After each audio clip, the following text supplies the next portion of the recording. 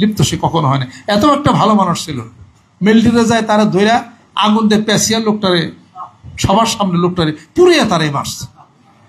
এটা কোন ইসলামে কোথায় আছে? এটা এই ধরনের অপকীর্তি যাহা কিছু 1971 সালে পাকিস্তানি হানাদাররা হায়নার মতো যা কাজ করছে, নারী ধর্ষণ করছে, এই জন্য অপরাধ স্বীকার তাকে করতে হবে জাতীয়ভাবে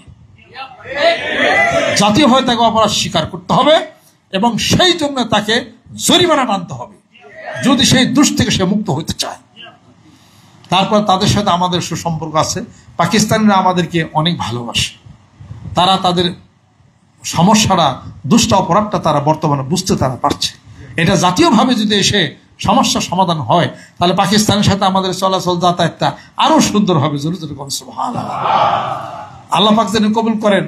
আর সেই তুলনায় ইসলামী রাষ্ট্রের সাথে আমাদের যদি চলাচল আরো যদি ভালো হয়ে যায় তাহলে ইসলামী রাষ্ট্র যদি চলাচল যাতায়াত করে, আরে কাতারের প্রেসিডেন্ট যদি একবার আসে, বাবার যদি যারা দেয় তেই তো অস্থির। দুবাই, কাতার, ওমান, মাস্কট, আবুধাবি, এরপরে আলো কি আছে, সমস্ত 55টা আরব রাষ্ট্র আসে না, বসে না, কিছুই না। আমি কার খালু? কোন আমরা কার খালু?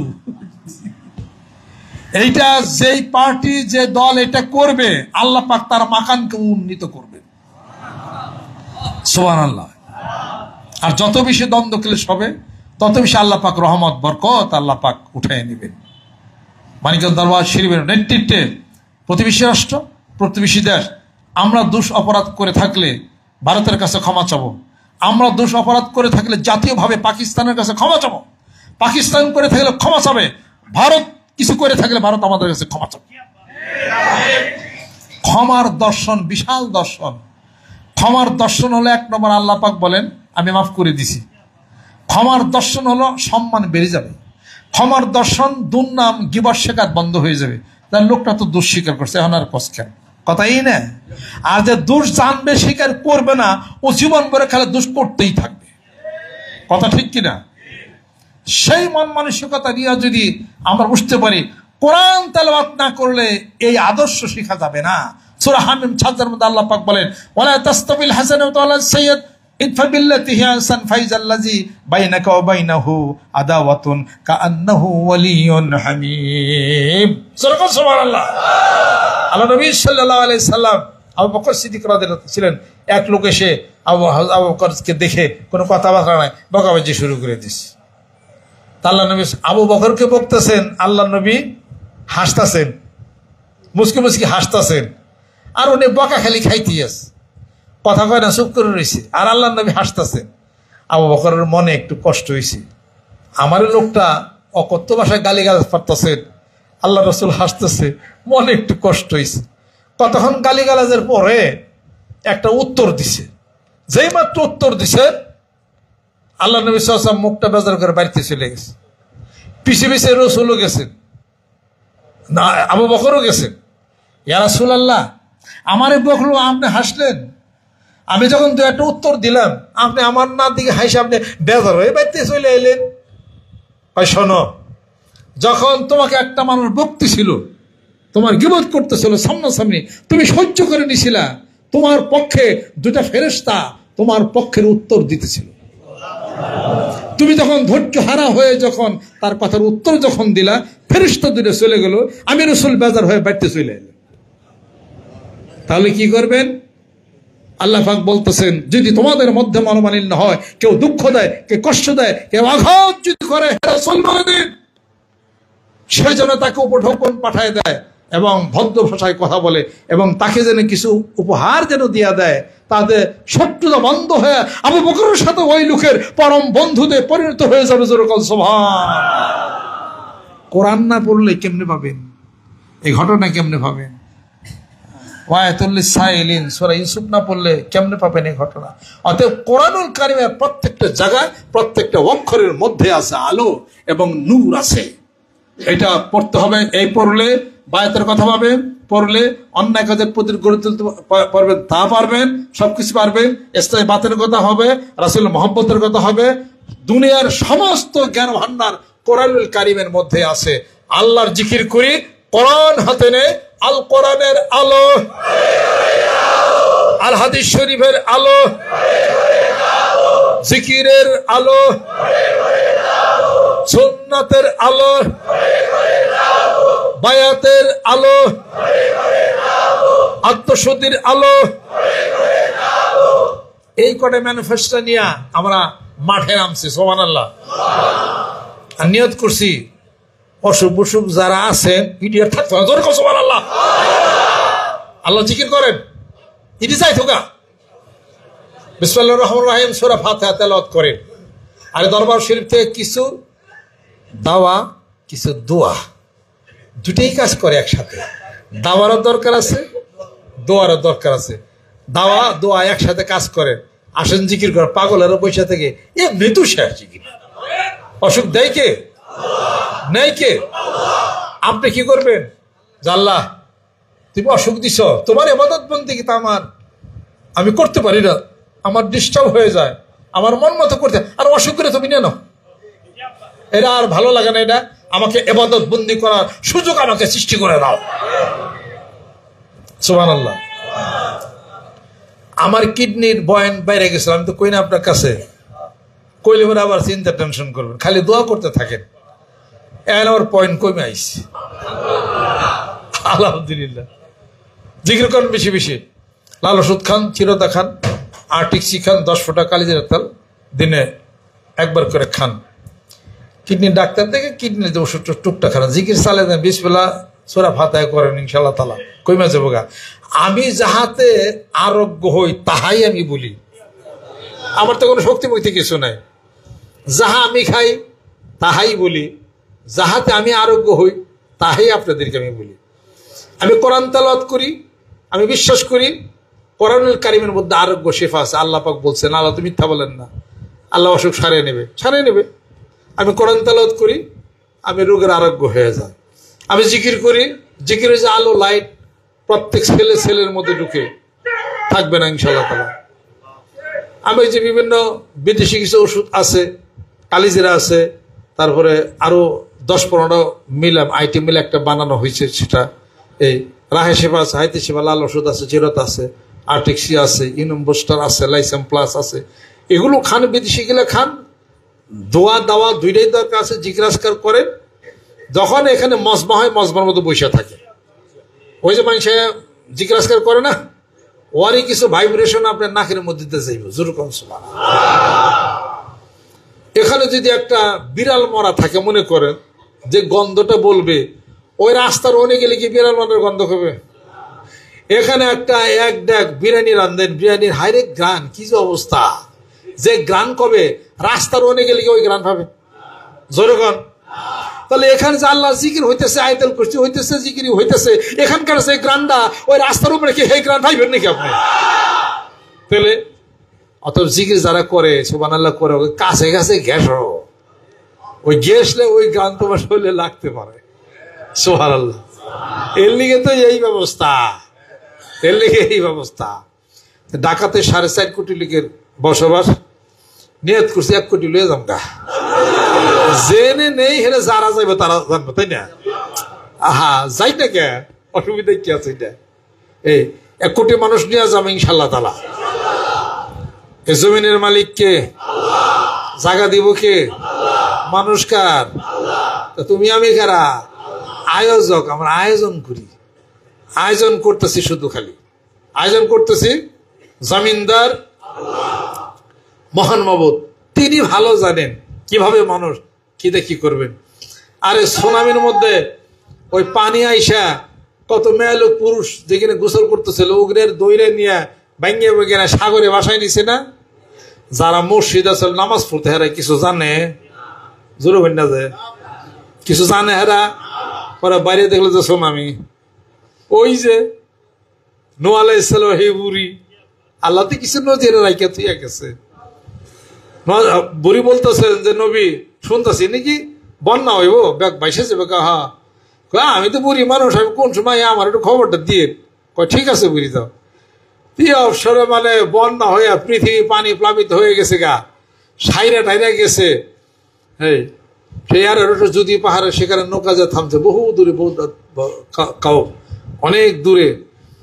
এখন হঠাৎ করে বুড়ির কথা মনে পড়ছে, হায় রে এই প্লাবন হয়েছে গেলে বুড়ি তো ময়রা কোন জায়গায় ভাইসা গেছে কা, আমার তো কর কথা ছিল এটা। কিছুদিন পরে বুড়ি আসছে, নবী কবে প্লাবন হবো আমার তো কইলেন না। নূহ আলাইহিস সালাম বলে, তুমি ভাইসা আছো না? বুড়ি তুমি কি এখনো ভাইসা আছো? কয় হ্যাঁ আমি তো কিছু জানি না। কয় প্লাবন হয়ে পৃথিবী সব তলিয়ে গেছে, এই প্লাবনের মধ্যে মহান মাবুদ তার বাড়িতে কেমনে রাখলেন তাকে? ওই আল্লাহ সব পারেন, ওই আল্লাহ সব পারেন, এটা মনে রাখতে হবে। মানুষ তুমি অসহায়, তুমি কিচ্ছু পারো না, তোমার ভিতরে একটা রুহু দিছে, কয়দিন খালি পাল্লা খালি, তাই না? এরা ওটা হ্যান ত্যান রুহুটা টান দিয়ে নিয়ে গেলে বুঝবার পারবা কত ভাতে কত চাই।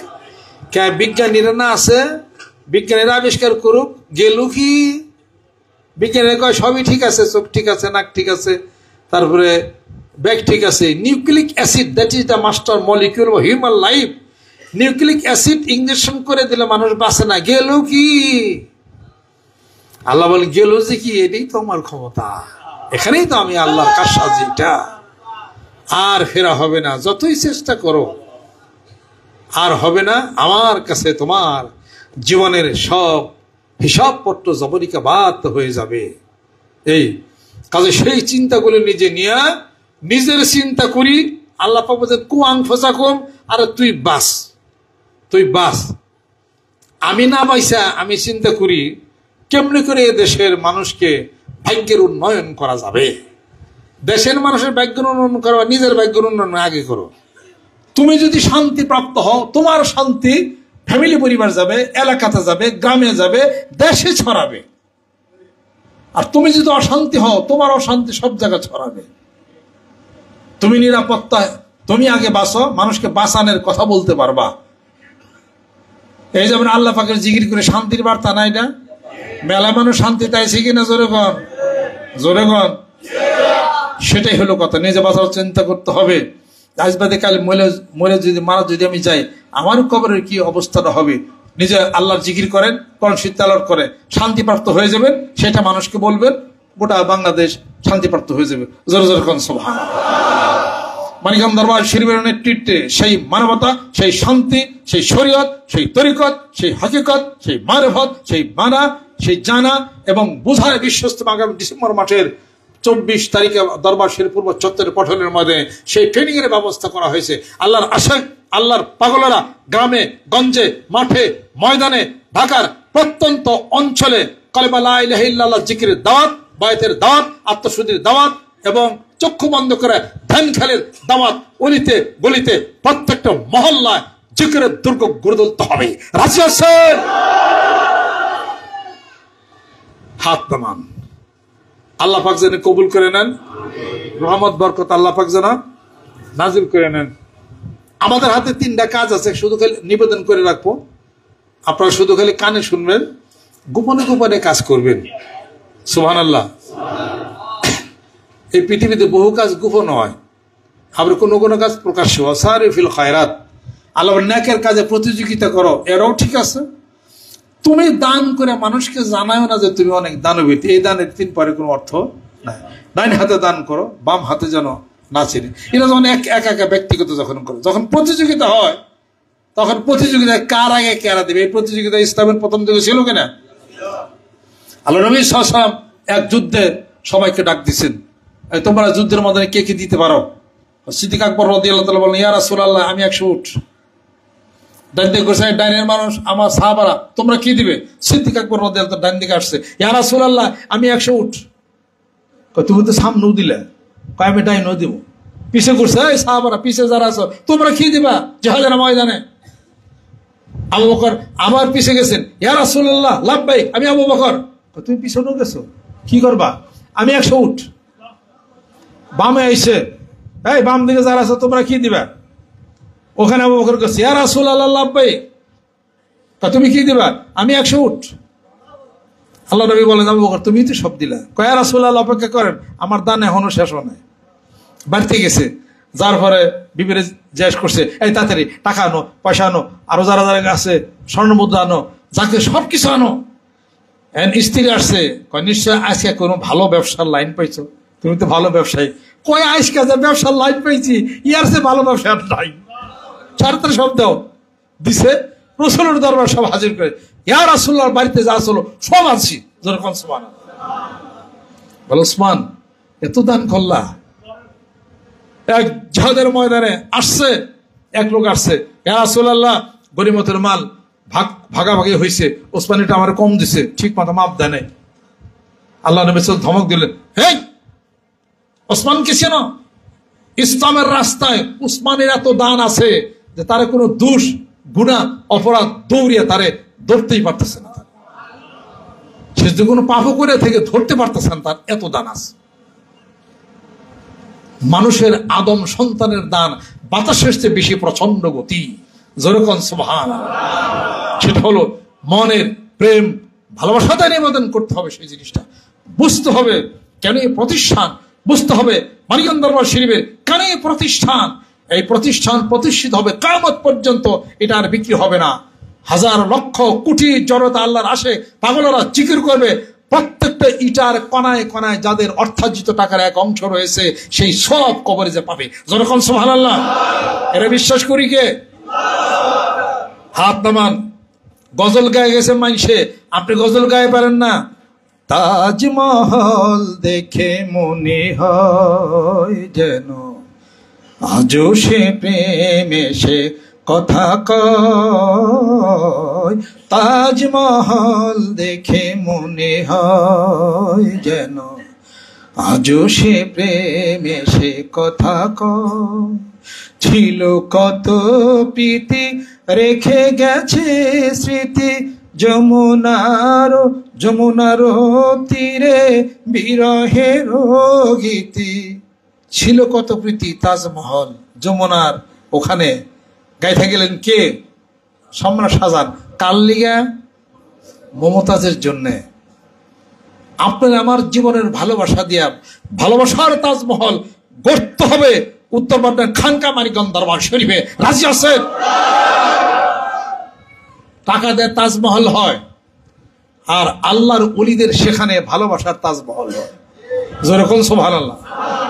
এই ভালোবাসার তাজমহল না হওয়া পর্যন্ত রাসূলকে ভালোবাসা, রাসূলকে ভালোবেসে আল্লাহ পর্যন্ত পৌঁছান কখনো কোনোদিনই সম্ভব হবে না। এটা রাসূলকে ভালোবাসা, তার সুন্নতের ভালোবাসা প্রমাণ, তার সুন্নাত, তার নফল, তার সবকিছু, জিকির আজকার, ভদ্রতা, সভ্যতা, সাহাবাদের প্রেম ভালোবাসা, আলাইকুম বিসুন্নতি ওয়া সুন্নাতুল খুলাফায়ে রাশিদিনা মাহদিন আদু আলাইহা বিন নাওয়াজিজ। যেরকম সুবহানাল্লাহ।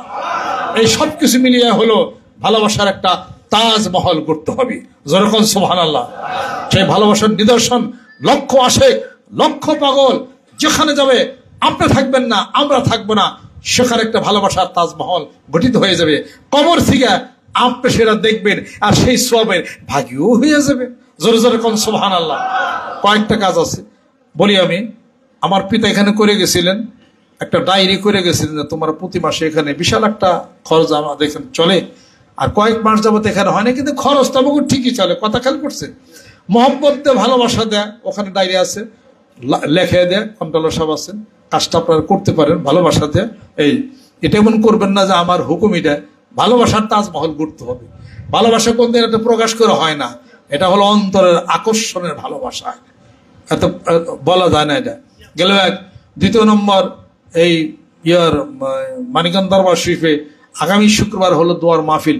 কোটি কোটি কলেমা শরীফ, কোটি কোটি দুরুদ ও সালাম। আমি তো কত করতেছি, তার কোনো অন্ত নাই। কাদের জন্য? যারা যাবেন তাদের জন্য, যারা যাবেন তাদের জন্য। আপনারা পারেন ছেলেদের একজন যাবে, গেলেই কাজ। আপনি একজন কাছ থেকে 1 কোটি দরুদ ও সালাম নেন না, যে তোর আমি 1000 টাকা দেবেন, দিয়ে পরে দেয়নি।